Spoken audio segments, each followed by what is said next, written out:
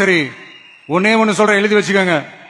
இதுக்கு முன்னாடி இருந்தவங்க மாதிரியோ இல்ல இப்ப இருக்கிறவங்க மாதிரியோ ஊழல் செய்யவே மாட்டான்.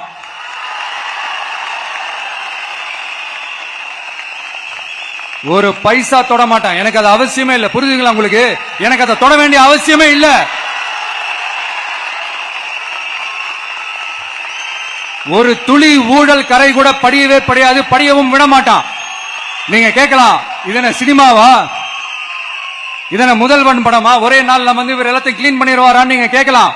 ஓகே, பிராக்டிகலா அது பாசிபிள் இல்லதான். But it is a process, right? It is a process. இப்படி எதுக்குமே ஆசைப்படாத ஒருத்தன் அரசியலுக்கு வர்றான் அப்படின்னா, அவன் கண்ணு முன்னாடி ஏதாவது ஒரு தப்பு நடக்குது அப்படின்னா, அவன் கண்ணு முன்னாடி ஏதாவது இந்த மாதிரி ஒரு ஊழல் நடக்குது அப்படின்னா, அதை பார்த்துக்கிட்டு அவன் சும்மா இருப்பான்னு நினைக்கிறீங்க?